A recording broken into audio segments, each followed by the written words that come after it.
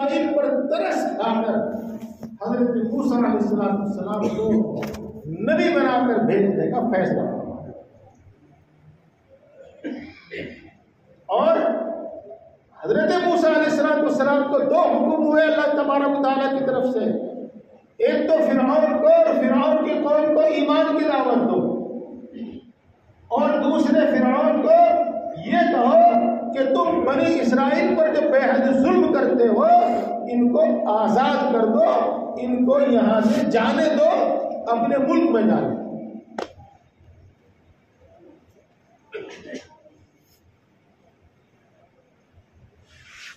وہ کیوں یہ بات ماننے والا تھا؟ اس نے تو ایک خواب کی بنیاد پر یہ فیصلہ کیا تھا کہ بنی اسرائیل کے لڑکوں کو قتل کروں گا پیدا ہوتے ہی، اور لڑکیوں کو زندہ رکھوں گا، ہم کو کچھ نہیں کہوں گا. یہ بات آپ نے بار بار سنی ہوگی، کوئی نئی بات نہیں. اس نے اپنے اس حکم پر، اپنے اس فرمان پر، شاہی فرمان پر عمل کیا، اور بنی اسرائیل میں جو لڑکا پیدا ہوتا تھا اس کو قتل کر دیا. جب یہ سلسلہ لمبا ہو گیا تو اس کے وزیروں نے اور اس کے پڑھے لکھے لوگوں نے اس کو مشورہ دیا کہ اگر ایسا ہی چلتا رہا تو پھر ہمارے کام کاج کرنے والے ختم ہو جائیں گے. میں آپ کی زبان میں کہہ دوں، پھر ہمارا گوبر کون ڈھاوے گا؟ ہمارے کھیتوں میں مزدوری کون کرے گا؟ وغیرہ. اب فرعون نے یہ فیصلہ کیا کہ 1 سال بچے قتل نہ کیے جائیں اور 1 سال بچے قتل کر دیے جائیں. اس کا منشا یہ تھا تاکہ ہمیں نوکر مزدور اور بگاری بھی ملتے رہیں اور ان کی اتنی تعداد نہ ہو کہ ہم پر حاوی ہونا. تو پیارے بھائیوں، جو بچوں کے قتل کا سال تھا، لڑکوں کے قتل کا سال تھا، اس سال حضرت موسیٰ علیہ السلام پیدا ہوئے. ظاہر سی بات ہے کہ جب موسیٰ علیہ السلام کی ماں اپنے پڑوس میں اور اپنی بستی میں بچوں کو قتل ہوتا ہوا دیکھ رہی تھی اور بچوں کے، لڑکوں کے قتل ہونے کی خبریں سن رہی تھی، تو ان کے دل میں بھی ڈر پیدا ہوا، ان کے دل میں بھی خوف پیدا ہوا. ایسا نہ ہو پتہ چل جائے اور میرے گھر آ کر میرے لاڈلے کو اور میرے بیٹے کو بھی قتل کر دیا جائے.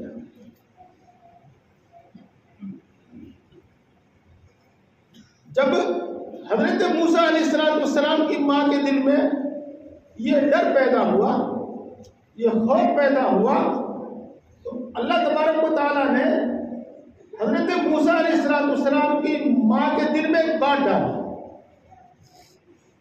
دیکھو، اس کے لیے کچھ عربی الفاظ ہیں، آپ شاید سمجھ نہ پاؤں اور میں سمجھانے کی کوشش کروں تو دیر لگے. میں اس کا حاصل آپ کے سامنے بیان کر دوں کہ اللہ رب العزت نے موسیٰ علیہ السلام کی ماں سے ایک وعدہ کیا. کیا وعدہ کیا؟ قرآن پاک میں اللہ نے اس طرح بیان کیا ہے یہ وَأَوْحَيْنَا إِلَىٰ أُمِّ مُوسَىٰ أَنْ أَرْضِعِيهِ فَإِذَا خِفْتِ عَلَيْهِ فَأَلْقِيهِ فِي الْيَمِّ وَلَا تَخَافِي وَلَا تَحْزَنِي إِنَّا رَادُّوهُ إِلَيْكِ وَجَاعِلُوهُ مِنَ الْمُرْسَلِينَ. اس آیت شریفہ کا حاصل یہ ہے کہ اللہ تبارک و تعالیٰ موسیٰ علیہ السلام کی ماں سے وعدہ کرتے ہیں کہ تو اپنے بچے کو دودھ پلاتی ہو، اور جب تم کو یہ ڈر محسوس ہو کہ اب حکومت کے کارندے آ کر میرے بیٹے کو قتل کر دیں گے تو اس کو بے فکر اور بے جھجک دریا میں پھینک دینا. ہم وعدہ کرتے ہیں کہ آپ کا بچہ آپ کے پاس واپس لوٹا دیں گے، اور یہ بھی وعدہ کرتے ہیں کہ ہم اس کو رسول بنا دیں گے. وَأَوْحَيْنَا إِلَىٰ أُمِّ مُوسَىٰ أَنْ أَرْضِعِيهِ فَإِذَا خِفْتِ عَلَيْهِ فَأَلْقِيهِ فِي الْيَمِّ وَلَا تَخَافِي وَلَا تَحْزَنِي إِنَّا رَادُّوهُ إِلَيْكِ وَجَاعِلُوهُ مِنَ الْمُرْسَلِينَ.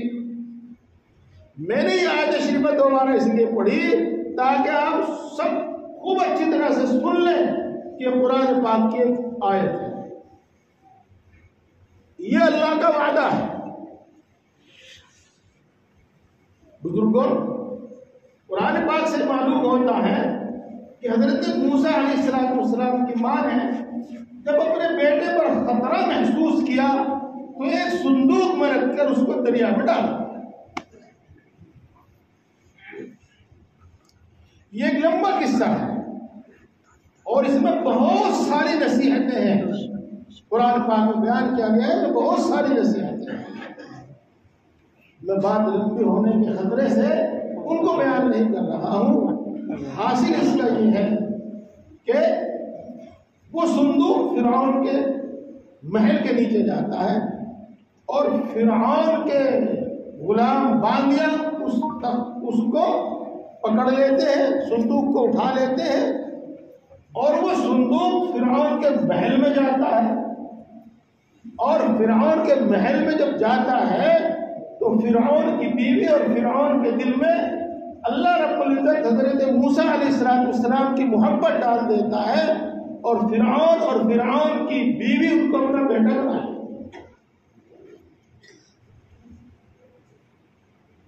اور اب اس بیٹے کے واسطے دودھ پلانے والی عورت کی تلاش ہوتی ہے. اللہ کا نظام، اللہ اپنے ہر کام پر قادر ہے اور پوری طریقے سے قادر ہے اور اسے اسباب کی بھی ضرورت ہے. ہوتا یہ ہے کہ جو بھی عورت موسیٰ کے سامنے آتی ہے اور اس کو اپنے چھاتیوں سے لگاتی ہے، اپنا دودھ اس کے منہ میں دیتی ہے تو وہ پکڑتے نہیں ہیں. وَحَرَّمْنَا عَلَيْهِ الْمَرَاضِعَ مِن قَبْلُ، ہم نے تو پہلے ہی ہر دودھ پلانے والی کو ان کے لیے ناپسند بنا دیا تھا. یہ بالآخر بات پہنچتی ہے حضرت موسیٰ کی ماں کے پاس اور حضرت موسیٰ کی ماں کو بلایا جاتا ہے اور کسی کو کانوں کان خبر نہیں ہے اور کسی کو بالکل پتہ نہیں ہے کہ یہ اس عورت کا بچہ ہے. جب وہ اس کو اپنی چھاتی سے لگاتی ہے اور اس کے منہ میں دودھ دیتی ہے تو فوراً پکڑ لیتا ہے اور دودھ پینا شروع کر دیتا ہے. میرے دوستوں، اس سے آپ نے پہلے بھی سنا اور مختصر طور پر اب بھی سنا. اب میں آپ کو جو کہنا چاہتا ہوں وہ بھی سنو. میں اب آپ کو یہ کہہ رہا ہوں کہ اللہ رب العزت نے موسیٰ علیہ السلام کی ماں سے وعدہ کیا تھا کہ جب تم کو اپنے بیٹے پر کوئی خطرہ محسوس ہو تو اپنے بیٹے کو دریا میں پھینک دینا. موسیٰ کی ماں نے اللہ کے وعدے پر یقین کر کے موسیٰ کو دریا میں پھینکا. اللہ رب العزت نے اپنے وعدے کے مطابق موسیٰ علیہ السلام کو ان کی ماں کے پاس واپس کر دیا. قرآن گواہ ہے، حدیث گواہ ہے، دنیا کی تاریخ گواہ ہے. کہو اللہ سچا، اللہ کا رسول سچا، اللہ اور اس کے رسول کی ہر بات سچی، اللہ اور اس کے رسول کا ہر وعدہ سچا.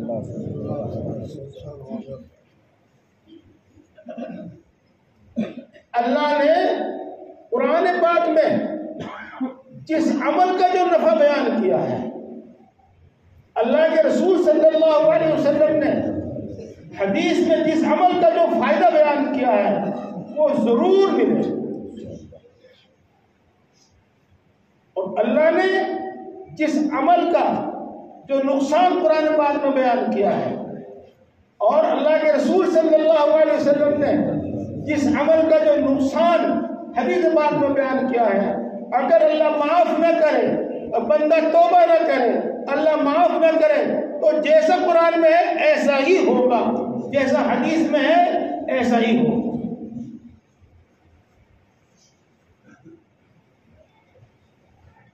یارے بھائی، یہ کہنے سے کچھ فائدہ نہیں، ارے کچھ نہیں ہوتا، جھوٹ بولنے سے کچھ نہیں ہوتا، بے ایمان نہ کرنے سے کچھ نہیں ہوتا۔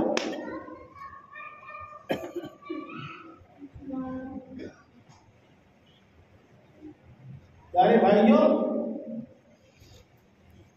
اس سے پہلے کا کچھ قصہ ہے، حضرت موسیٰ علیہ السلام سے بھی پہلے کا کچھ قصہ ہے۔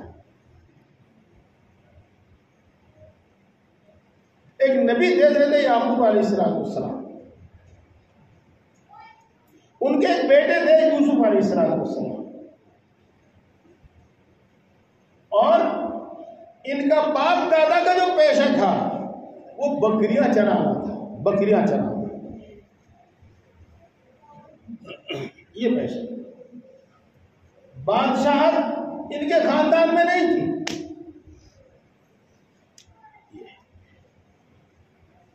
حضرت یوسف علیہ السلام نے اپنے بچپن میں خواب دیکھا، قال یا ابت انی رأیت 11 کوكبا والشمس والقمر رأیتهم لی ساجدین۔ اور وہ خواب ان الفاظ میں اپنے باپ حضرت یعقوب علیہ السلام کے سامنے بیان کیا اور بتایا، ابا جان، میں نے خواب دیکھا ہے کہ جس میں چاند اور سورج دونوں مجھے سجدہ کر رہے ہیں، اور 11 ستارے مجھے سجدہ کر رہے ہیں۔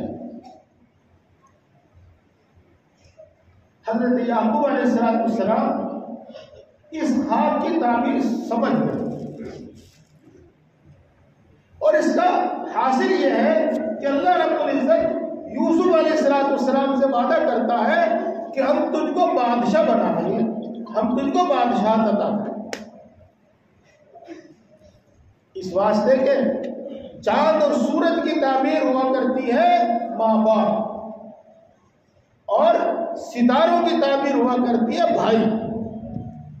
اس کا مطلب یہ بنتا ہے کہ یوسف کو اس کے ماں باپ سجدہ کریں گے، اور یوسف کو اس کے بھائی سجدہ کریں گے، اور یہ اس زمانے کے بادشاہی کو کیا جاتا تھا اور کسی اور کو نہیں کیا جاتا تھا۔ اس لیے یعقوب علیہ السلام سمجھ گئے کہ اللہ رب العزت نے یوسف علیہ السلام سے بادشاہ عطا کرنے کا وعدہ کیا۔ اسی لیے تم پر کوئی حسد نہ کرے اور تمہارے ساتھ کوئی شرارت نہ کرے۔ قال یا بنی لا تقصص رؤیاک علی اخویک، بیٹا یہ اپنا خواب اپنے بھائیوں کے سامنے بیان مت کرنا۔ پیارے بھائیوں، یہ بات آپ سن رہے ہیں اور سمجھ رہے ہیں، میں دوبارہ کہتا ہوں کہ اللہ تبارک و تعالیٰ نے یوسف علیہ السلام سے بچپن ہی میں وعدہ کیا کہ ہم تجھ کو بادشاہ بنائیں۔ پیارے بھائیوں، قرآن گواہ ہے، حدیث گواہ ہے، دنیا کی تاریخ گواہ ہے کہ یوسف علیہ السلام پر کچھ بھی بیتا، کیسی بھی ان پر زندگی، کیسی بھی ان کی زندگی گزری، کیسی بھی مشکلیں ان کے ساتھ آئی، لیکن ایک دن وہ ملک مصر کے بادشاہ بنے۔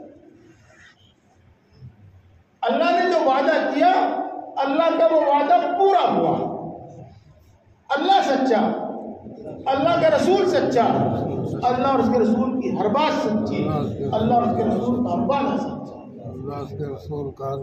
اللہ نے جس عمل پر جو ثواب رکھا ہے، جس عمل پر جو وعدہ کیا ہے وہ ضرور پورا ہو،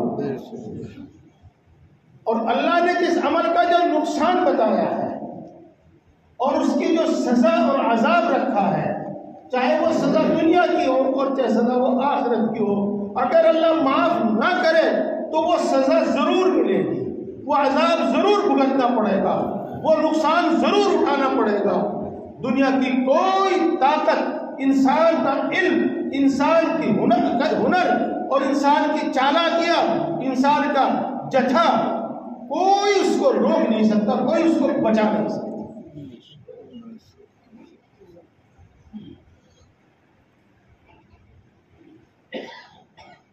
اس بھول کو چھوڑ دیں، اس سوچ کو چھوڑ دیں کہ گناہ کرنے سے کچھ نہیں ہوتا۔ نماز پر، قرآن پر، روزے پر، زکوٰۃ ادا کرنے پر، سچ بولنے پر، امانت داری اور دیانت داری پر اللہ نے جو وعدے کیے ہیں ان پر یقین کرو۔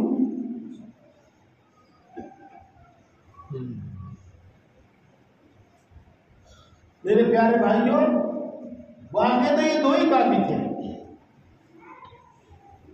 لیکن میں نے شروع میں بتایا تھا کہ میں آپ کو کچھ سنانے کی نہیں بلکہ آپ کے دل میں اتارنے کی کوشش کروں، آپ کے دماغ میں بٹھانے کی کوشش کروں۔ اس لیے میں آپ کو قرآن پاک کا ایک واقعہ اور سنا۔ آپ نے ضرور سنا، مجھے پورا یقین ہے آپ نے ضرور سنا کہ جب تک رسول اللہ صلی اللہ علیہ وسلم مکہ مکرمہ میں رہے اور جب تک مسلمان مکہ مکرمہ میں رہے، مکہ والے اور مکے کے قرب و جوار والے، آس پاس رہنے والے آپ پر برابر ظلم کرتے رہے،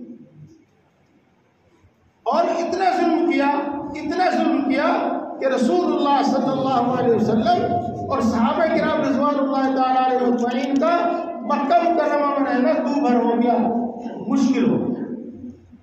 اس لیے اللہ تبارک و تعالیٰ نے حکم فرمایا کہ تم مکہ چھوڑ دو اور یثرب چلے جاؤ۔ اس زمانے میں اس کو یثرب کہا جاتا تھا، جس کو آج مدینہ کہا جاتا ہے۔ صحابہ کرام رضوان اللہ تعالیٰ علیہ اجمعین نے اللہ کے حکم سے، اللہ کے رسول صلی اللہ علیہ وسلم کی اجازت سے ایک ایک دو کر کے، کبھی کھل کر کبھی چھپ کر، مکہ چھوڑ کر مدینہ منورہ جانے کا سلسلہ شروع کر دیا، جس کو ہم اور آپ ہجرت کے۔ یہاں میں آپ کو یہ بھی بتا دوں، اور میرے الفاظ سخت ہیں اور سخت جان بوجھ کر کہہ رہا ہوں، لیکن سچ ہے، اردو پڑھو، اسلامی الفاظ یاد کرو اگر مسلمان رہنا ہے تو۔ قرآن کی بات نہیں کر رہا ہوں میں بات اردو کی کر رہا ہوں، اور اس کو بھی میں دلیل سے ثابت کر سکتا ہوں، لیکن آج نہیں، اب نہیں۔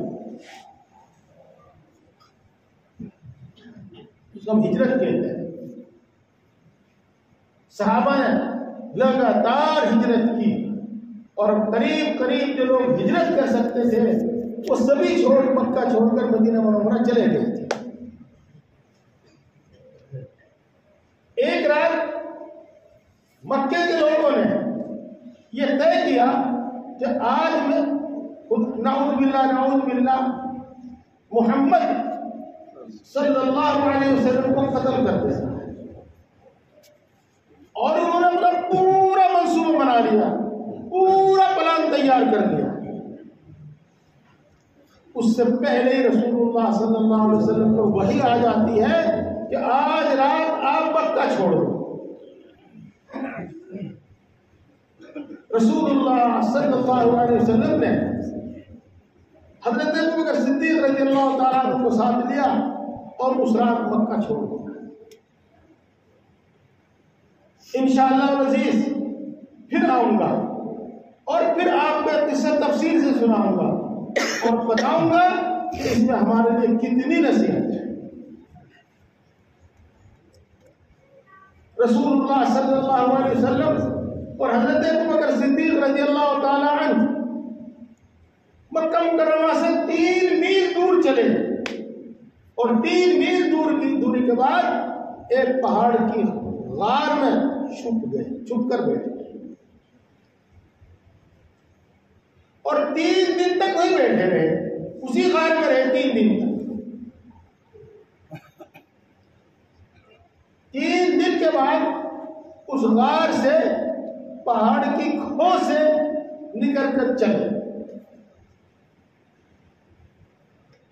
جب رسول اللہ صلی اللہ علیہ وسلم مکہ مکرمہ کی سرحد سے، میں سرحد کہہ رہا ہوں، سیما نہیں کہہ رہا ہوں،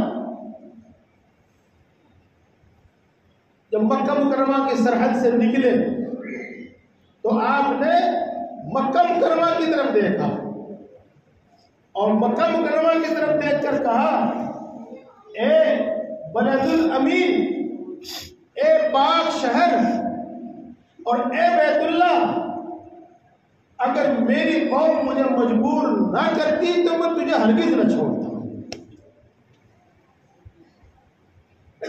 آپ ان جملوں سے سمجھ گئے ہوں گے کہ رسول اللہ صلی اللہ علیہ وسلم نے مجبوری میں مکہ چھوڑا ہے، اپنی خوشی سے مکہ نہیں چھوڑا ہے، اور مکہ چھوڑتے وقت آپ کو تکلیف ہو رہی تھی، دکھ ہو رہا تھا، اور ان جملوں میں رسول اللہ صلی اللہ علیہ وسلم کے دکھ کا اظہار ہوتا ہے۔ ہجرت کرنا کوئی معمولی کام نہیں ہے۔ اس عمل پر اللہ رب العزت نے اللہ کے رسول صلی اللہ علیہ وسلم سے ایک وعدہ کیا، ان الذی فرض علیک القرآن لرادک الی معاد، جس ذات نے آپ پر قرآن پاک اتارا، جس ذات نے آپ کے ذمے قرآن پاک پر عمل کرنا ضروری قرار دیا، جس کی وجہ سے مکے والے آپ کے دشمن ہو گئے، جس کی وجہ سے آپ کے خاندان والے آپ کے دشمن ہو گئے، وہ اللہ تم سے وعدہ کرتا ہے کہ ایک دن تم کو مکہ میں واپس لائے۔ ان الذی فرض علیک القرآن لرادک الی معاد۔ میرے دوستو، قرآن گواہ ہے، حدیث گواہ ہے، دنیا کی ساری تاریخ گواہ ہے کہ 8 سال کے بعد رسول اللہ صلی اللہ علیہ وسلم مکہ مکرمہ میں فاتحانہ طور پر داخل اور اس شان و شوکت کے ساتھ داخل ہوئے، جس کو چاہے پکڑا اور جس کو چاہے چھوڑا اور جس کو چاہے قتل کیا اور جس کو چاہے معاف۔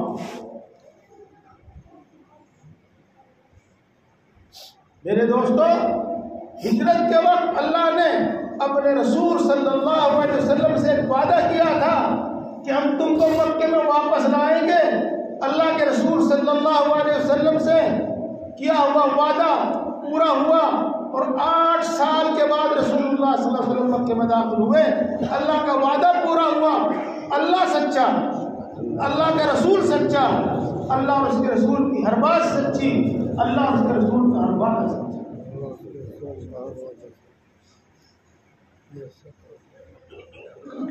شیطان کے بہکامے میں نہ آؤ، اس دنیا کی جہالت اور غفلت سے تم متاثر نہ ہو۔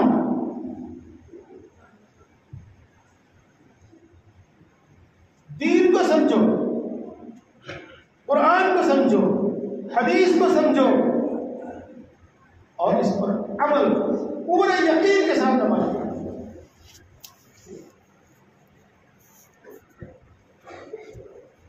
پیارے بھائیوں، واقعات اور بھی ہیں، لیکن میں آپ کو ایک دوسری بات بتانا چاہتا ہوں جو اسی سے متعلق ہے، بہت ضروری ہے۔ کیا حالات جیسے بھی ہو، ہر طرف اندھیرا اندھیرا ہے، کہیں روشنی کی کرن نظر نہیں آتی،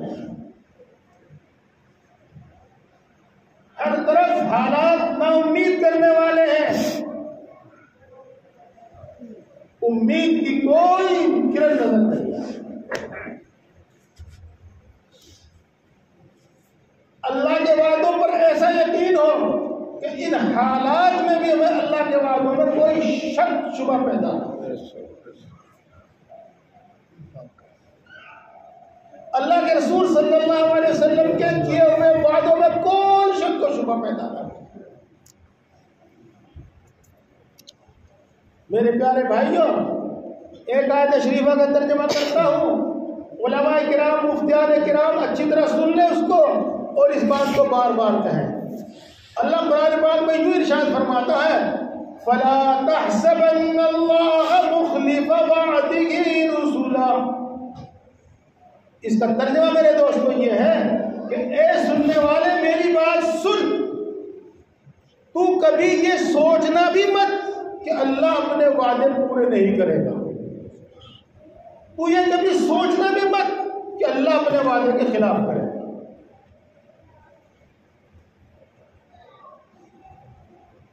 فَلَا تَحْسَبَنَّ اللَّهَ مُخْلِفَ وَعْدِهِ رُسُلَهُ۔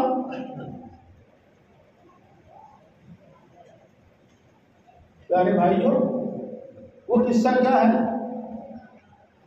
وہ اس طرح سے ہے قصہ کہ جب رسول اللہ صلی اللہ علیہ وسلم مکہ مکرمہ چھوڑ کر مدینہ منورہ میں آ گئے تو آپ کا حلقہ، آپ کا اسلام، آپ کا لایا ہوا دین دور دور تک پھیل گیا، اور عرب اور خاص طور سے مکے والے چین سے نہیں بیٹھے۔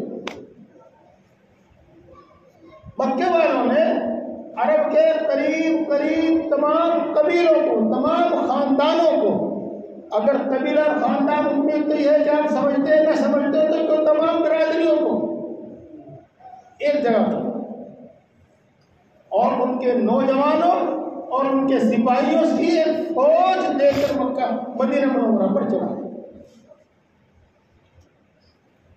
قرآن پاک میں اس کا ذکر ہے اور اس کو غزوہ احزاب کہتے ہیں۔ آپ نے کتابوں میں پڑھا ہوگا غزوہ خندق بھی اسی کو کہتے ہیں۔ اس سب اس طرح پر ہے کہ مدینے کے تین طرف سے پہاڑ تھے تین طرف، اور ادھر سے کسی دشمن کے آنے کا اندیشہ خطرہ نہیں تھا۔ کچھ حصہ تقریباً 10 میل ایسا تھا کہ جس میں سے دشمنوں کے آنے کا خطرہ تھا، فوج کے دشمن کے اندر داخل ہونے کا خطرہ تھا۔ تو رسول اللہ صلی اللہ علیہ وسلم نے حضرت سلمان فارسی رضی اللہ تعالیٰ عنہ کے مشورے سے وہاں پر خندق کھودنے کا ارادہ کیا۔ دیکھو، مجھے معاف کیجئے، بعض مرتبہ میری بدگمانی کچھ زیادہ بڑھ جاتی ہے، کیا اردو پڑھنا ہی چھوڑ دیا؟ اردو کے الفاظ کا مطلب بھی سمجھ میں آتا ہے کہ نہیں آتا؟ پتہ نہیں خندق کا مطلب بھی سمجھ میں آتا ہے کہ نہیں آتا؟ خندق کا مطلب ہے ایک اتنا چوڑا گڈھا جس کو پہلوان سے پہلوان کود کر پار نہ کر سکے، جس کو گھوڑا پار نہ کر سکے، کود کر گھوڑا پار نہ کر سکے، اور اتنا گہرا کہ جو اس میں نیچے اتر جائے وہ اوپر نہ چڑھ سکے۔ تو رسول اللہ صلی اللہ علیہ وسلم نے خندق کھودنے کا ارادہ فرمایا اور 10 میٹر دونوں صحابہ کو کھودنے کے لیے حکم دیا۔ تمام صحابہ کرام رضوان اللہ تعالیٰ علیہ مجمعین اپنے کام پر لگ گئے۔ جیسے تمام صحابہ خندق کھودنے میں شریک تھے، آپ صلی اللہ علیہ وسلم بنفس نفیس خندق کھودنے میں شریک تھے۔ آپ کے ذمہ بھی 10 میٹر خندق کھودنی لگائی گئی، ایک دوسرے صحابہ کو آپ کے ساتھ لگا۔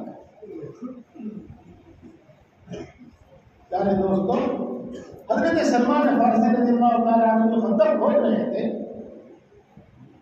اس حصے میں پتھر کے چٹان نکل آئے. اگر یہ بات نہ سمجھے ہو تو یوں کہو کہ زمین کے اندر پتھر کا ایک پہاڑ نکل آیا، اور وہ اتنا سخت تھا حضرت سلمان فارسی رضی اللہ تعالیٰ عنہ اور ان کے ساتھی نے ایڑی چوٹی کا زور لگایا، وہ ٹوٹا گیا. وہ رسول اللہ صلی اللہ علیہ وسلم کی خدمت میں حاضر ہوئے اور جو واقعہ پیش آیا، جو صورت حال تھی، وہ آپ کے سامنے بیان کی. رسول اللہ صلی اللہ علیہ وسلم بلا خود وہاں تشریف لے گئے، خندق میں اترے اور اللہ کا نام لے کر بسم اللہ پڑھ کر زور سے کدال ماری. اللہ نے آپ کو جنت کے 40 مردوں کی طاقت عطا کی. تو پہلی کدال میں اس چٹان کے 2 ٹکڑے ہو گئے. جب زور سے پتھر میں کدال لگی تو روشنی ہوئی. اس روشنی کے بعد رسول اللہ صلی اللہ علیہ وسلم مسکرائے اور مسکرانے کے بعد زور سے اللہ اکبر کہا، جس کو نعرہ تکبیر کہتے ہیں. صحابہ کرام رضوان اللہ تعالیٰ علیہ مجمعین نے بھی آپ کے ساتھ تکبیر کی، اللہ اکبر. پھر رسول اللہ صلی اللہ علیہ وسلم نے دوسری کدال ماری، پھر 2 ٹکڑے ہو گئے، روشنی ہوئی. آپ صلی اللہ علیہ وسلم مسکرائے اور زوروں سے اللہ اکبر. پھر تیسری کدال ماری، باقی حصہ تھا وہ بھی ٹوٹ گیا اور خندق بالکل ٹھیک اور ہموار ہو گیا. اس وقت ایک روشنی ہوئی. رسول اللہ صلی اللہ علیہ وسلم مسکراتے ہیں اور زور سے اللہ اکبر. جب ایک جگہ پر سکون سے بیٹھے اور صحابہ کرام رضوان اللہ تعالیٰ علیہ مجمعین کو سوال کرنے کا موقع ملا تو پوچھا، اے اللہ کے رسول، آپ مسکرا رہے تھے اور نعرے تکبیر بلند کر رہے تھے، اس کی کیا وجہ تھی؟ رسول اللہ صلی اللہ علیہ وسلم نے ارشاد فرمایا، جب میں نے پہلی کدال ماری اور روشنی ہوئی تو میں نے اس روشنی میں یمن کے بادشاہ کے محل دیکھے. حضرت جبریل صاحب نے کھڑے موجود تھے، وہ انہوں نے کہا کہ اے محمد، ایک دن آپ کی امت ان محلوں میں رہے گی، اس محلوں کو، ان ملک کو فتح کرے. میں نے خوش ہو کر کہا، میں نے خوش ہو کر نعرہ تکبیر بلند کی. جب میں نے دوسری کدال ماری اور روشنی ہوئی تو دنیا کی سپر طاقت، سب سے بڑی سپر طاقت، جس کو اس زمانے میں فارس کہا کرتے تھے، اس کا بچا کچا حصہ ایران ہے، اس کے محل نظر آئے. اور حضرت جبریل علیہ السلام نے فرمایا، اے محمد، آپ کی امت ایک دن ان محلوں کو اور اس ملک کو فتح کرے. میں نے خوش ہو کر نعرہ تکبیر بلند کیا. جب میں نے تیسری کدال ماری تو دنیا کی دوسری سپر طاقت، جس کو روم کہتے ہیں، جس کے بادشاہ کو قیصر کہا کرتے ہیں، اس کے محل نظر آئے. حضرت جبریل علیہ السلام نے فرمایا، اے محمد، ایک دن آپ کی امت ان محلوں کو اور اس ملک کو فتح کرے گی. میں نے خوش ہو کر نعرہ تکبیر بلند. میرے دوستوں، آپ یمن سے بھی خوب واقف ہوں گے اور آپ ایران سے بھی خوب واقف ہوں گے. اور روم کا لفظ چاہے آپ نے سنا ہو یا نہ سنا ہو، کیونکہ اس کے ٹکڑے ہو کر وہ بکھر گئے. اور روم نام کی چھوٹی سی حکومت ہے، اور اس کو روم نہیں کہا جاتا، آج اٹلی کہا جاتا ہے. یہ دنیا کی سپر طاقت ہے. میرے دوستوں، پہلے تو میں آپ کو یہ بتا دوں کہ اللہ نے اپنے رسول سے جو وعدہ کیا وہ وعدہ پورا ہوا. یمن اسی زمانے میں فتح ہوا اور آج تک مسلمانوں کے پاس ہے. اور فارس اسی زمانے میں فتح ہوا اور آج تک مسلمانوں کے پاس ہے، اور روم بھی اس زمانے میں فتح ہوا اور روم کے بہت سارے ملک چھوٹے چھوٹے چھوٹے بڑے آج بھی مسلمانوں کے قبضے ہیں۔ اللہ نے اپنے رسول سے جو وعدہ کیا وہ وعدہ پورا ہوا۔ یہ بات تو میں آپ کو پہلے 3 واقعات میں سنا چکا ہوں، میں یہاں کچھ اور سنانا چاہتا ہوں۔ یہاں کی یہ صورتحال ہے کہ اس وقت صحابہ کرام رضوان اللہ تعالیٰ علیہ مجمعین اتنے تنگ دستی میں تھے، اتنی تنگ دستی میں تھے کہ کمر سیدھی کرنے کے واسطے، یعنی سیدھا کھڑا ہونے کے واسطے ان کو پیٹ پر پتھر باندھنا پڑتا، بھوک کی وجہ سے اور پیٹ میں کچھ بھی نہ ہونے کی وجہ سے وہ سیدھے کھڑے نہیں ہو سکتے تھے، تو پتھر کی سل باندھتے تھے تاکہ سیدھے کھڑے ہو سکتے۔ آپ نے سنا ہوگا اور یقیناً سنا ہوگا کہ اسی موقع پر رسول اللہ صلی اللہ علیہ وسلم کے پیٹ پر 1 نہیں 2 پتھر بندھے ہوئے تھے۔ آپ نے سنا ہوگا اور یقیناً سنا ہوگا کہ حضرت جابر رضی اللہ تعالیٰ عنہ نے جب آپ کی حالت دیکھی اور آپ سے رہا نہیں گیا تو اپنے گھر گئے اور جا کر بیوی سے پوچھا کہ کچھ ہے؟ انہوں نے کہا نہیں کچھ نہیں ہے، یہاں تو 1.5 سیر 2 سیر جو اور ایک چھوٹا سا بکری کا بچہ ہے، اس کے علاوہ اور کچھ نہیں ہے۔ حضرت جابر کہتے ہیں کہ میں نے کہا اس کو کہ میں تو یہ بچہ ذبح کر کے لے کے آتا ہوں اور تو جلدی سے یہ جو پیس لے، اتنا تو ہے ہی کہ رسول اللہ صلی اللہ علیہ وسلم کا پیٹ بھر جائے۔ تو جلدی جلدی انہوں نے یہ کام کیا، اور جب کھانا پکنے کا وقت آیا، تیاری ہوئی، تو حضرت جابر کی بیوی نے کہا کہ دیکھ جا رسول اللہ صلی اللہ علیہ وسلم کو بلا کے لا، اور ذرا ہوشیاری سے کام لیے، نہ سمجھی سے کام مت لیے، کبھی تو ساروں کو بلا لاوے پھر میری بے عزتی کرواوے یہاں سے۔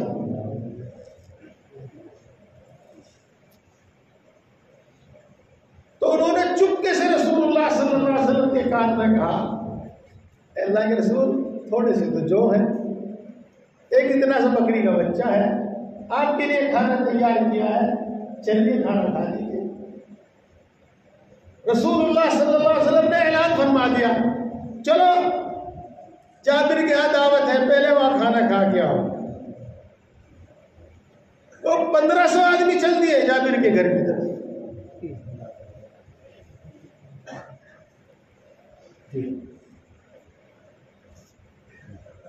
حدیث میں لکھا جو میں الفاظ اب آگے بولوں گا نا وہ حدیث میں الفاظ ہے۔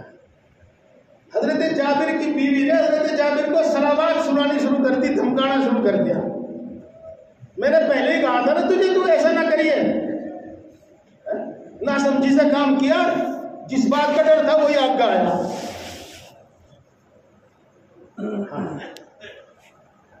جابر رضی اللہ تعالیٰ عنہ نے کہا تو گھبرا مت، فالتو نہ بول رہے، میں نے رسول اللہ صلی اللہ علیہ وسلم کو اصلیت بتایا۔ رسول اللہ صلی اللہ علیہ وسلم تشریف لائے اور فرمایا آٹا میرے سامنے لاؤ اور گوشت کی ہانڈی میرے سامنے لاؤ۔ رسول اللہ صلی اللہ علیہ وسلم نے آٹے پر پھونک ماری، اس طرح سے پھونک ماری کہ پھونک کے ساتھ کچھ تھوک بھی آٹے میں گرا۔ ہانڈی میں پھونک ماری اور اس طرح پھونک ماری کہ پھونک کے ساتھ کچھ تھوک بھی ہانڈی میں گرا۔ یہ پتہ نہیں 2 کلو ہوگا 4 کلو ہوگا، بہرحال بکری کے بچے میں کتنا ہوتا ہے آپ بھی سمجھتے ہیں، اور 2 سیر 2.5 سیر جو تھے اس سے زیادہ نہیں تھے۔ یہ 1500 آدمیوں نے چکر کھایا اور اس کے بعد وہ بچ گیا۔ میں قصہ نہیں سنانا چاہ رہا تھا آپ کو، میں تو یہ سنانا چاہ رہا تھا کہ مسلمان اس وقت کس حالت میں تھے۔ رسول اللہ صلی اللہ علیہ وسلم کی 5 یا 6 نمازیں قضا ہوئی۔ آپ جانتے ہیں کہ رسول اللہ صلی اللہ علیہ وسلم نماز کے بارے میں کتنی تاکید فرماتے ہیں۔ کیا عام حالات میں رسول اللہ صلی اللہ علیہ وسلم کی نماز قضا ہو سکتی ہے؟ آپ نماز چھوڑ سکتے ہیں؟ ہرگز نہیں. وہ حالت ہی کچھ ایسی تھی. کیسی حالت تھی؟ قرآن پاک بیان کرتا ہے وَبَلَغَتِ الْقُلُوبُ الْحَنَاجِرَ وَتَظُنُّونَ بِاللَّهِ الظُّنُونَ هُنَالِكَ ابْتُلِيَ الْمُؤْمِنُونَ وَزُلْزِلُوا زِلْزَالًا شَدِيدًا. خوف اور ڈر کا یہ ماحول تھا، خوف اور ڈر کی یہ حالت تھی جیسا کہ دل اپنی جگہ سے چل کر حلق میں آ کر رک گیا ہو، اٹک گیا ہو اور سانس آنا مشکل. یہ انتہائی خوف اور انتہائی ڈر کے وقت انسان کی حالت. وہ بلغت القلوب الحناجر وتظنون هنالك ابتلي المؤمنون. اس وقت مسلمانوں کی آزمائش کی گئی اور ان کو خوب ہی ہلایا گیا. وزلزلوا زلزالا شدیدا. میرے دوستو، خوف اور ڈر کی یہ حالت تھی اور اپنے وسائل کی یہ حالت تھی. ان تمام حالات میں اللہ کے رسول صلی اللہ علیہ وسلم اپنی امت کو ایک خوشخبری سناتے ہیں. ان حالات میں اللہ اپنے رسول سے ان کی امت سے ایک وعدہ کرتے ہیں کہ ایک دن آپ کی امت ملک یمن کو فتح کرے گی، ایک دن آپ کی امت ملک فارس کو فتح کرے گی، ایک دن آپ کی امت ملک روم کو فارس کرے گی، فتح کرے گی. اللہ کا وعدہ پورا ہوا. ملک یمن بھی فتح ہوا، ملک فارس بھی فتح ہوا اور ملک روم بھی فتح ہوا. میرے دوستو، یہاں میں یہ بتانا چاہتا ہوں، اس سے اگلی بات آپ کو بتانا چاہتا ہوں کہ جب مسلمانوں نے یہ بات اللہ کے رسول صلی اللہ علیہ وسلم سے سنی تو ان کو یقین ہو گیا کہ ایسا ہی ہوگا اور ضرور بھی ضرور ہوگا اور اس میں کوئی شک و شبہ نہیں. اور منافقوں نے، اور قرآن پاک کیسے کہتا ہے جن کے دلوں کے اندر بیماری تھی، اور آپ اس کا مطلب نہیں سمجھ سکو گے، میں آپ کے الفاظ میں سمجھاتا ہوں. جو کچے پکے مسلمان تھے، تو منافقوں نے، کچے پکے مسلمانوں نے اور کافروں نے اللہ کے رسول صلی اللہ علیہ وسلم کا مذاق اڑانا شروع کر دیا اور صحابہ کرام رضوان اللہ تعالیٰ علیہم اجمعین کا مذاق اڑانا شروع کر دیا. تم نے اپنی حالت میں دیکھی، کیا سوچ رہے ہو تم؟ یہ خواب ہے، پتہ نہیں کہتے سپنے دیکھے. بلی کو تو خواب میں چیزیں دکھائی دیں. ایسی ایسی باتیں جو آپ سنتے ہیں، جو آپ کہتے ہیں ممن تشاء وتعز من تشاء وتذل من تشاء بيدك الخير انك على كل شيء قدير. ملک اللہ کا ہے، دنیا کا حکومت اللہ کی ہے. وہ جس کو چاہتا ہے بادشاہ عطا کرتا ہے اور جس سے چاہتا ہے بادشاہ چھین دیتا ہے. اگر اس نے آج فارس والوں کو حکومت دی ہے، یمن والوں کو حکومت دی ہے، روم والوں کو حکومت دی ہے، تو وہ ان سے چھین بھی سکتا ہے. آج تم کتنے پیسے و سامان ہو، وہ ان سے چھین کر تمہیں دے سکتا ہے. وَتُعِزُّ مَن تَشَاءُ وَتُذِلُّ مَن تَشَاءُ. اللہ کے قبضے میں جس کو چاہتا ہے عزت و غلبہ دیتا ہے اور جس کو چاہتا ہے رسوا و ذلیل کر دیتا ہے. میرے دوستوں، میں آپ کو صرف یہ بات بتانا چاہتا ہوں جو میں نے شروع میں بتائی تھی کہ حالات کیسے بھی ہوں، نا امیدی ہرگز نہیں. اللہ کے وعدوں میں کوئی شک و شبہ نہیں. آپ شاید زیادہ دیر ہونے کی وجہ سے اکتا تو نہیں گئے، بعد عشاء کے وقت اذان تک ہی ہوگی. اب تم جاؤ گے تو پھر واپس آنے میں مشکل ہوگی. کیا منٹ ہے اذان میں؟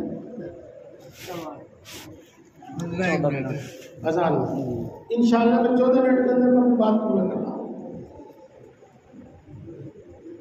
میرے دوستو، کیسے بھی حالات اللہ کے وعدوں میں کبھی شک نہ کیجیے اور شک کرنے کا کوئی مطلب نہیں.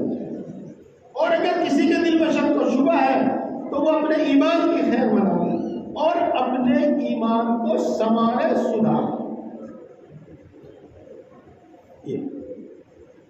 ایک بات نہیں ہوگی. اس کے ساتھ ساتھ ایک ہی بات اور سنیں اور وہ بھی بہت ضروری ہے. آدھی سناؤں گا، آدھی انشاءاللہ اگلے موقع پر سناؤں گا. یہ تو آپ نے سن لیا کہ غزوہ خندق کے موقع پر مسلمان خود رسول اللہ صلی اللہ علیہ وسلم کتنی مشکلات سے دو چار تھے، کتنی تنگ دستی سے جو دو چار تھے، کس طرح ان کو اپنے وجود کا خطرہ محسوس ہو رہا. لیکن جب یہ حالات دیکھے تو جو پکے سچے مسلمان تھے، پکے سچے مسلمان تھے جن کو ہم صحابہ کہتے ہیں، صحابہ، اللہ ان سب سے راضی ہوئے، انہوں نے کیا کہا؟ فَلَمَّا رَأَى الْمُؤْمِنُونَ الْأَحْزَابَ قَالُوا هَذَا مَا وَعَدَنَا اللَّهُ وَرَسُولُهُ وَصَدَقَ اللَّهُ وَرَسُولُهُ وَمَا زَادَهُمْ إِلَّا إِيمَانًا وَتَسْلِيمًا. جب انہوں نے دیکھا کہ سارا عرب چڑھا آیا، جب انہوں نے دیکھا کہ ہمارے وجود کو خطرہ لاحق ہو گیا، پتہ نہیں ہم بچیں گے کہ نہیں بچیں گے، یہ سب حالات جب دیکھے تو انہوں نے کہا کہ واہ واہ، اللہ سچا، اللہ کا رسول سچا، اللہ اس کے رسول کی ہر بات سچی، اللہ اس کے رسول کا ہر وعدہ سچا، اللہ کے رسول نے اور اللہ نے سے ہم نے وعدہ کیا تھا کہ تم پر ایسے حالات پیش آئیں گے، جیسا اللہ نے کہا تھا ویسا ہی ہوا. اور یہ مشکل حالات دیکھ کر ان کا ایمان بڑھ گیا، ان کا یقین بڑھ گیا، اور ان کی اطاعت کا، اللہ کے حکموں کو بجا لانے کا جذبہ بڑھا. اور وہی منافق اور وہ کچے پکے مسلمان، انہوں نے کیا کہا؟ وَإِذْ يَقُولُ الْمُنَافِقُونَ وَالَّذِينَ فِي قُلُوبِهِم مَّرَضٌ مَّا وَعَدَنَا اللَّهُ وَرَسُولُهُ إِلَّا غُرُورًا. وہ کچے پکے مسلمان اور وہ منافق یوں کہہ رہے تھے کہ اللہ کا ہر وعدہ جھوٹا، اللہ نے جو بھی وعدہ کیا وہ جھوٹا ہوا. دیکھو اللہ اپنے نبیوں کی مدد کا وعدہ کرتا ہے، اللہ اپنے مومنین کی مدد کا وعدہ کرتا ہے، یہاں تو کہیں بھی مدد نہیں آ رہی.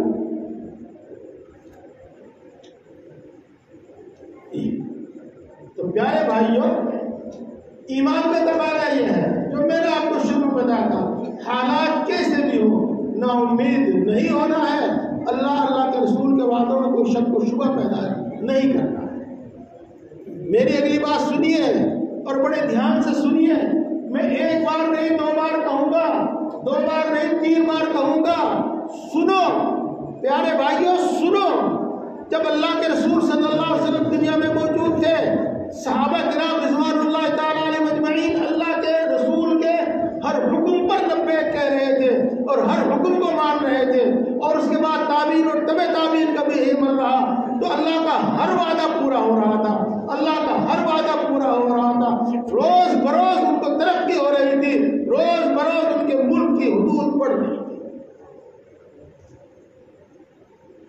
آج جب اللہ کے احکام کی کھلی خلاف ورزی ہو رہی ہے، اللہ کے رسول صلی اللہ علیہ وسلم کے احکام کی کھلی خلاف ورزی ہو رہی ہے، بلکہ اپنے دین میں شک پیدا ہو رہا ہے، بلکہ اپنے دین کی توہین ہم کروا رہے ہیں، ان کی دھجیاں ہم اڑا رہے ہیں، تو جو اس کا الٹا ہے یعنی سزا، عذاب اور سزا، وہ ہم آج اپنے آنکھوں سے دیکھ رہے ہیں.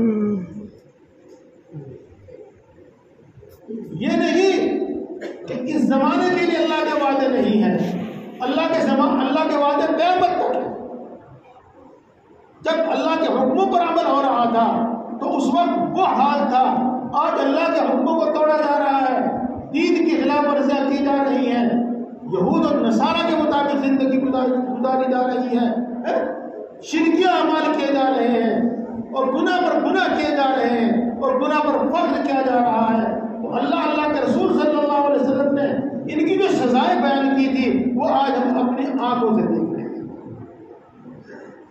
جب آپ قرآن پاک پڑھیں گے سمجھیں گے، اور جب آپ حدیث پاک پڑھیں گے اور سمجھیں گے، تو آج کے حالات کو دیکھ کر آپ کا ایمان اور یقین میں شک پیدا نہیں ہوگا، بلکہ آپ یقیناً یوں کہیں گے کہ یہ تو ایسا ہی ہو رہا ہے جیسا اللہ کے رسول فرما کر گئے ہیں، یہ تو ایسا ہی ہو رہا ہے جیسا کہ اللہ نے فرمایا.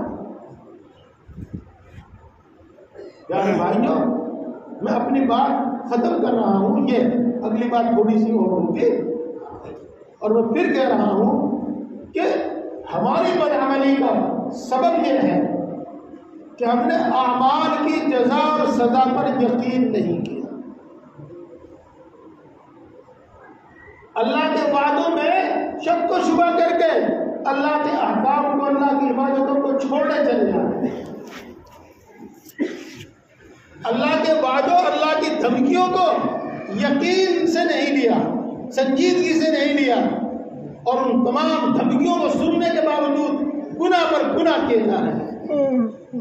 یہ ایمان اور یقین کی کمی ہے. میں نے آپ کو اس وقت یہ سمجھانے کی کوشش کی ہے، اور امید ہے کہ آپ کو اچھی طرح سمجھ میں آیا ہوگا کہ اللہ کے وعدے ضرور پورے ہوں گے. اور اگر اللہ معاف نہ کرے تو اللہ نے جو سزا اور جو عذاب مقرر کیا ہے وہ بھی ضرور بھگتنا پڑے گا اگر اللہ معاف نہ کرے. میرے دوستوں، یہ بات ادھوری سی رہے گی اگر میں اس کے بعد آپ کے سامنے دو چار بات آج سے آپ عہد کیجئے، جتنے بھی آپ بیٹھے ہوئے ہیں اور جس کے پاس بھی میری آواز پہنچ رہی ہے کہ وہ نماز پابندی سے پڑھیں گے. عہد کیجئے اللہ کے گھر میں بیٹھ کر آپ میں سے جو بھی قرآن پاک پڑھا ہوا ہے وہ سب روزانہ قرآن پاک پڑھیں. اور آپ عہد کیجئے، توبہ کیجئے اس وقت میں اللہ سے کہ ہم ہر برائی چھوڑ دیں، ہر گناہ چھوڑ دیں گے، اور تمام گناہ چھوڑنے کا تہیہ ابھی کر لیں گے، اور ایک ایک کر کے ہر گناہ چھوڑ دیں گے، ہر برائی چھوڑ دیں گے. میرے بزرگوں اور دوستوں، انشاءاللہ پھر بتاؤں گا جتنے بھی احکام اسلام کے ہیں وہ ہماری اس دنیا کو سدھارنے کے واسطے ہیں، اور آخرت اور جنت کا انعام ملے گا. دیکھو ایک دو بات بتا رہا ہوں، بس 14 منٹ ہو گئے، ختم کر رہا ہوں. آج صرف آپ کے گاؤں کا نہیں بلکہ سب جگہ کا حال یہ ہے کہ ہر ایک دوسرے سے تنگ ہے. گھر میں رہنے والے بھائی بھائی سے تنگ ہے، پڑوسی پڑوسی سے تنگ ہے، اور گاؤں والا گاؤں میں رہنے والوں سے تنگ ہے. کس کس طریقے سے تکلیفیں ایک دوسرے سے پہنچ رہی ہیں، کس کس طریقے سے تکلیفیں ایک دوسرے سے پہنچ رہی ہیں، اس کا دعویٰ میں ہر طرح. صورت حال یہ ہے کہ اگر کسی کے دو پیسے پاس آ جاوے نا، نہ وہ خود چین سے رہے نہ دوسرے کو چین سے رہنے دے.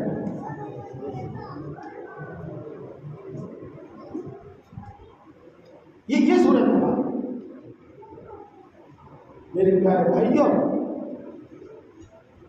دین پر عمل کرے تو یہ صورت حال ختم ہو جاتا ہے. اللہ کے رسول صلی اللہ علیہ وسلم ارشاد فرماتے ہیں، المسلم من سلم المسلمون من لسانه ويده.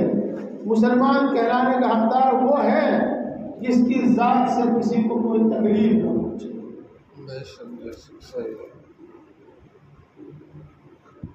پیارے بھائیوں، اللہ کے رسول صلی اللہ علیہ وسلم ارشاد فرماتے ہیں، الاسلام بضع وسبعون شعبۃ اعلاها قول لا الہ الا اللہ وادناها اماطۃ الاذى عن الطریق. اسلام کے بہت سارے احکام ہیں، ان میں سے ایک حکم ہے سب سے اوپر لا الہ الا اللہ پڑھنا، لا الہ الا اللہ کا یقین، اور ادنا درجے کا یہ حکم ہے کہ راستے سے تکلیف دینے والی چیز ہٹا دے.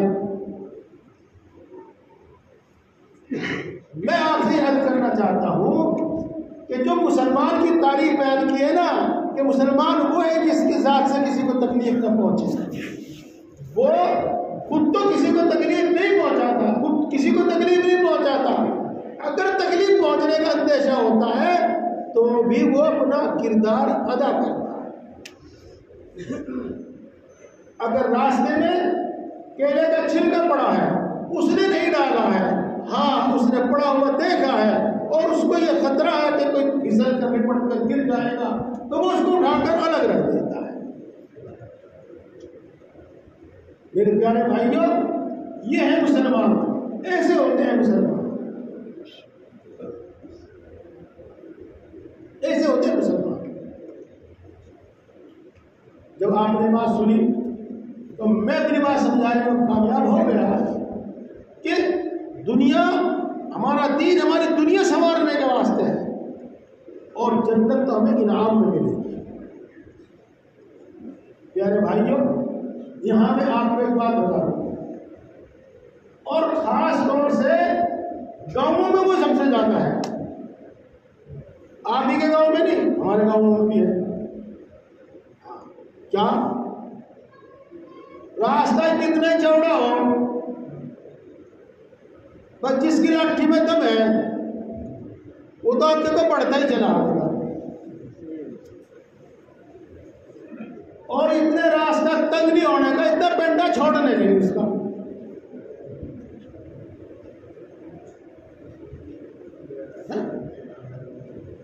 سب کو معلوم ہے آج کہ سائیکل نہیں، کار چلتی ہے ادھر سے ادھر، ٹریکٹر چلتا ہے ادھر سے ادھر۔ سب کو معلوم ہے کہ گلی کوچوں میں بچے عورتیں ادھر ادھر چلتے پھرتے رہتے ہیں۔ اور اللہ کے بندو، اتنا تو راستہ چھوڑ دو جو ٹریکٹر اور بکی اور گاڑی نکل جائے اور بچے بھی بچ جائیں۔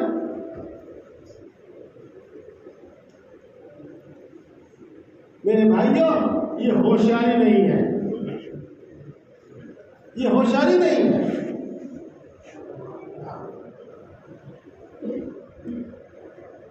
معاف کیجیے گا، میں جملہ بولا نہیں کرتا بلکہ دوسروں کو بھی منع کرتا ہوں۔ میں خود تک اپنے گاؤں میں گھر میں گھیر پڑا پورا، بھینس لا کے باندھ کے سڑک پر، بکری لا کے باندھ کے سڑک پر، بدبو آ رہی ہے، اس کا کسی کو کوئی خیال نہیں۔ بھینس پوچھنا گھما رہی ہے، کس کے کپڑے خراب ہو رہے کسی کو کچھ اندازہ نہیں، کوئی پرواہ نہیں ہے۔ راستہ تنگ ہو گیا، اس کی وجہ سے گاڑی ٹریکٹر موٹر سائیکل بچانے کا موقع نہ ملے، جگہ نہ ملے، ایکسیڈنٹ ہو جاتا ہوتے ہیں۔ میرے پیارے بھائیوں، اللہ کے رسول کی تعلیم کو سنو، اس بارے میں بھی سنو۔ جی وہ حدیث بات مجھے صحیح سے یاد نہیں آ رہی ہے، چھوڑی یعنی رسول اللہ صلی اللہ علیہ وسلم نے فرمایا کہ دو لعنت کرنے والوں سے بچو جن پر اللہ کی لعنت ہوتی ہے، اللہ کی رحمت سے دور ہوتے ہیں، اور ان میں سے ایک وہ بھی ہے جو مسلمانوں کا راستہ مسلمانوں پر تنگ کرے، چاہے وہ بکی کھڑی کر کے، چاہے ٹریکٹر کھڑا کر کے، چاہے کھاٹ بچھا کے، چاہے اور کسی طریقے سے۔ پیارے بھائیوں، یہ میں نے آپ کو ایک مثال دی ہے کہ اسلام، ہمارا دین مذہب ہمیں وہ سکھاتا ہے جس سے ہماری زندگی چین و سکون کی گزرتی ہے، چین و سکون کی ہماری زندگی گزرتی ہے، اور جنت ہمیں انعام میں ملے گی۔ تو سب برائیاں برا چھوڑ، ایک ایک کر کے چھوڑ دو، کسی کا حق مت مارو، اللہ سے مانگو، کسی پر ظلم زیادتی مت کرو، کسی کی طرف سے دل کے اندر حسد نہ رکھو، کسی کو کٹی چلی بات مت کہو، کسی کے پیچھے غیبت مت کرو، اس کی برائی مت کرو، کسی کو پڑھتا پھلتا پھول